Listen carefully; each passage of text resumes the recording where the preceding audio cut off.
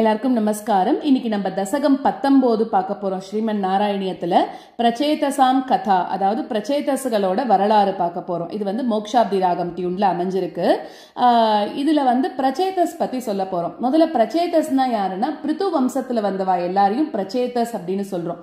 பிருத்து சக்கரவர்த்தி யாருன்னு நம்ம போன தசகத்திலேயே பார்த்தோம். பகவானோட ஒரு அம்சமாக தான் இருந்தார் அப்படிங்கறதெல்லாம் பார்த்தோம் இல்லையா? சோ இதுல பிருத்துவோட பையன் விஜிதாஸ்வன் அப்படின்னு இருக்கான். அவனுக்கு வந்து ஹவிர்தானன் அப்படின்னு ஒரு பையன் பிறக்கிறான். சோ அவனுக்கு பிராச்சீன பர்ஹிஸ் அப்படின்றவன் வந்து பிறக்கிறான். அவன் எப்படி இருக்கான்னா, பிருத்துவ மாதிரியே நல்ல அறங்கள் எல்லாத்தையும் பண்ணிட்டு ரொம்ப நல்லவனா வாழ்ந்துட்டு இருக்கானாம். அந்த பிராச்சீன பர்ஹிஸ் வந்து தன்னோட மனைவி சதத்ருத்தியோட பிரச்சேதசுகள் அப்படின்னு சொல்லக்கூடிய ஒரு 10 பிள்ளைகளை வந்து பெற்றெடுக்கிறான். அந்த 10 பிள்ளைகளுக்கும் அவ எப்படி இருக்கான்னா, நல்ல அறிவோடையும் உன்னோட கருணை வடிவமாகவும் இருக்காளாம். ஏன் 10 பேருக்கும் பிரச்சேதஸ்னு பேர் வச்சுட்டா அப்படின்னாக்க, எல்லாரும் உருவத்துல ஒரே மாதிரி தான் இருக்கா, ஒரே செயலை தான் பண்றாளாம். அதனால எல்லாருக்கும் பேரு பிரச்சேதஸ் அப்படின்னு சொல்லி டோட்டலா வச்சுட்டாளாம். இது முதல் ஸ்லோகம். ரெண்டாவது ஸ்லோகம், அந்த பிறந்த அந்த 10 பேர்களும் என்ன பண்றான்னா, அவ அப்பா பிராச்சீன பர்ஹிஸ் என்ன சொல்றான்னா, நீங்க எல்லாம் படைப்பு தொழில ஈடுபடணும் அப்படின்னு சொல்றான். சோ படைப்பு தொழில ஈடுபடணும் அப்படின்னு சொல்லும் போது அந்த 10 பேர் என்ன சொல்றான்னா, சரி நாங்க படைப்பு தொழில ஈடுபடுறோம், ஆனா பெருமாளை குறிச்சு நாங்க எல்லாரும் தவம் பண்றோம், பெருமாளோட பிரசாதமாகவே எங்களுக்கு ஒரு குடும்பம் கிடைக்கட்டும். ஏன்னா அப்படி ஒரு குடும்பம் கிடைச்சாதான் வந்து பெருமாளுக்கு எல்லாம் பண்ண முடியும். இல்லாட்டி வந்து வேற ஏதாவது ஒரு மனைவி வந்துட்டா அப்படின்னாக்கா பெருமாளுக்கு பண்றதுல எங்க தடை வந்துருமோ அப்படிங்கிறதுக்காக பெருமாளை குறிச்சு நாங்க தவம் பண்ணி பெருமாள் மூலமாகவே எங்களுக்கு ஒரு நல்ல குடும்பம் கிடைக்கட்டும் அப்படின்னு மேற்கு கடற்கரைக்கு போறா. அந்த கடலோட கரையில ஒரு சின்ன தடாகம், அதாவது விசாலமான தடாகம், பெரிய ஒரு ஏரி, அதை வந்து அவ எல்லாரும் பாக்குறா அப்படிங்கிறா. அது ரெண்டாவது ஸ்லோகம். மூணாவது ஸ்லோகத்துல பெருமாள் பக்தர்கள்லயே ரொம்ப சிறந்தவரா இருக்கக்கூடிய ஸ்ரீ ருத்ரன், அதாவது சிவன், அவர் என்ன பண்றாராம், பெருமாளோட பக்தர்களை பார்க்கறதுல சிவனுக்கு அவ்வளோ பிரியமா. அதனால இவாளெல்லாம் அங்க வந்திருக்கா அப்படின்னு சிவனும் கீழே இறங்கி வந்து இவாளை பார்க்க வராரு. அந்த நீர்நிலைக்கு வந்து இவாளெல்லாம் பார்க்க வராராம். அப்போ அந்த பக்தர்களை பார்த்துட்டு சும்மா கூட போகாம அவளுக்கு ருத்ரகீதம் அப்படின்னு சொல்லக்கூடிய ஒரு ஸ்தோத்திரத்தையும் உபதேசம் பண்றார். ருத்ரகீதம் அப்படிங்கிறது என்னன்னா, நாராயணனை பத்தின ஸ்தவம், நாராயணனை பத்தின ஸ்லோகம், அதையும் அவளுக்கு உபதேசம் பண்ணிட்டு சிவன் போறாராம். இது மூணாவது ஸ்லோகம். நாலாவது ஸ்லோகத்துல அந்த ஸ்லோகத்தை இவ என்ன பண்றா அப்படின்னாக்க, இந்த பிரச்சேதசுகள்லாம் அவங்க தவம் பண்ணணும் தானே வந்திருக்கா, அந்த நீருக்கு நடுவுல நின்னுண்டு அந்த ஸ்தோத்திரத்தை திருப்பி திருப்பி திருப்பி சொல்லிண்டு 16,000 ஆண்டுகள் உன்னை வந்து வழிபட்டுண்டே இருந்தாலாம்.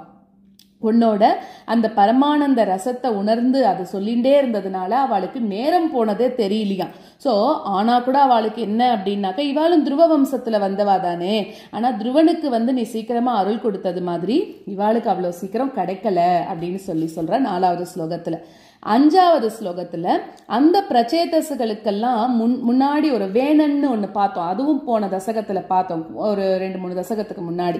அந்த வேணன் என்ன பண்றான், அந்த வேள்விகள் எல்லாத்தையும் அழிக்கிறதுலயே ஈடுபாடோட இருந்துட்டு இருந்தானாம். ஆனா கூட இவாளோட இந்த பிரச்சேதசுகளோட அளவில்லாத தவ மகிமையினால அவனும் தூய்மையானவனா ஆயிட்டான் அப்படிங்கிறான்.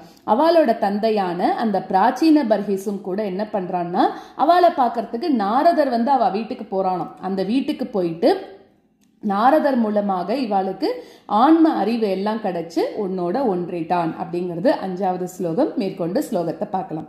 பிருதோஸ்து நப்தா பிருது தர்ம கர்மடஹ பிராச்சீன பர்ஹிர் யுவதௌ சதத்ருதௌ பிரச்சேதசோ நாம சுச்சேத சஸ்சுதான் அஜீஜனத்வத் கருணாங்குராணிவ. பிருதோஸ்து நப்தா பிருது தர்ம கர்மடஹ பிருதோஸ்து நப்தா பிருது தர்ம கர்மடஹ பிராச்சீன பர்ஹேர் யுவதௌ சதத்ருதௌ பிராச்சீன பர்ஹேர் யுவதௌ சதத்ருதௌ பிரச்சேதசோ நாம சுச்சேதசஸ்சுதான் பிரச்சேதசோ நாம சுச்சேதசஸ்சுதான் அஜீஜனத்வத் கருணாங்குராணிவ அஜீஜனத்வத் கருணாங்குராணிவ.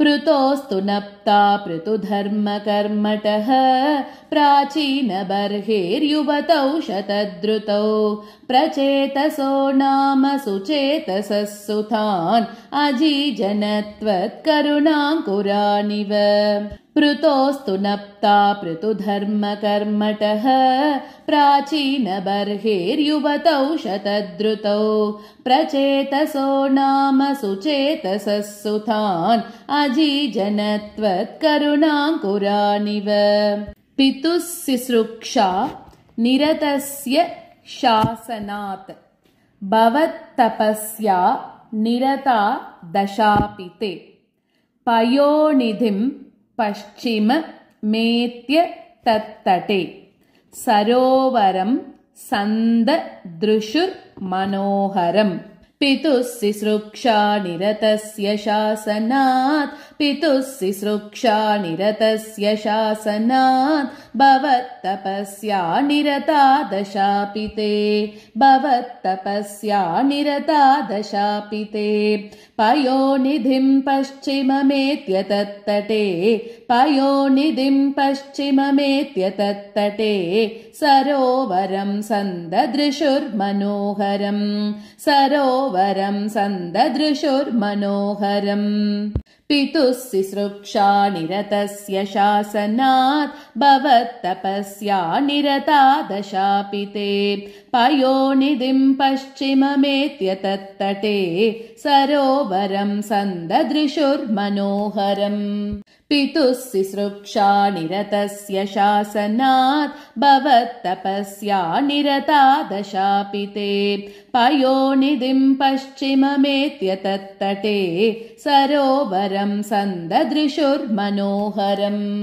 तदा भवत्तीर्थमिदं समागतः भवो भवत् सेवक दर्शनाधृतः प्रकाशमासाद्य पुरः प्रचेतसाम् उपादिशत् भक्त तमस्तव स्तवम् तदा भवत्तीर्थमिदं समागतः तदा भवत्तीर्थमिदं समागतः भवो भवत्सेवकदर्शनादृतः भवो भवत्सेवकदर्शनादृतः प्रकाशमासाद्य पुरः प्रचेतसाम् प्रकाशमासाद्य पुरः प्रचेतसाम् उपादिशद्भक्ततमस्तवस्तवम् उपादिशद्भक्ततमस्तवस्तवम् तदा भवत्तीर्थमिदं समागतः भवो भवत्सेवकदर्शनादृतः प्रकाशमासाद्य पुरः प्रचेतसाम् उपादिशद्भक्ततमस्तवस्तवम् तदा भवत्तीर्थमिदं समागतः भवो भवत्सेवकदर्शनादृतः प्रकाशमासाद्य पुरः प्रचेतसाम् उपादिशद्भक्ततमस्तवस्तवम् स्तवं जपन्तस्तममीजलान्तरे भवन्तमासे विशतायुधं समाह भवत्सुखास्वाद रसादमीश्वियान् बभूव कालो ध्रुववन्न शीघ्रता स्तवं जपन्तस्तममीजलान्तरे स्तवं जपन्तस्तममीजलान्तरे भवन्तमासे विशतायुतं समाह भवन्तमासे विशतायुतं समाह भवत्सुखास्वादरसादमीश्वियान् भवत्सुखास्वादरसादमीश्वियान् बभूव कालो ध्रुववन्न शीघ्रता बभूव कालो ध्रुववन्न शीघ्रता स्तवं जपन्तस्तममीजलान्तरे भवन्तमासे विशतायुतं समाह भवत्सुखास्वादरसादमीश्वियान् बभूव कालो ध्रुववन्न शीघ्रता स्तवं जपन्तस्तममी जलान्तरे भवन्तमासे विशतायुतं समाः भवत्सुखास्वादरसादमीश्वियान् बभूव कालो ध्रुववन्न शीघ्रता तपोभिरेषाम् अतिमात्रवर्धिभिः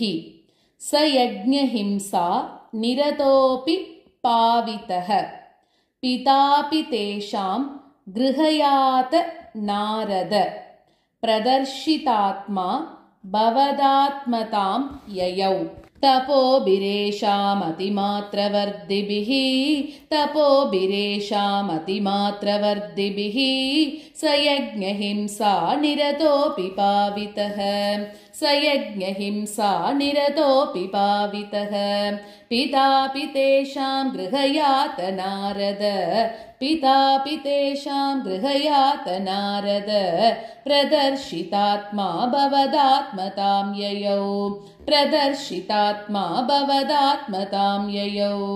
तपोभिरेषामतिमात्रवर्धिभिः स यज्ञहिंसा निरतोऽपि पावितः पितापि तेषां गृहयात नारद प्रदर्शितात्मा भवदात्मतां ययौ तपोभिरेषामतिमात्रवर्धिभिः स यज्ञहिंसा निरतोऽपि पावितः पितापि तेषां गृहयात नारद प्रदर्शितात्मा भवदात्मतां ययौ।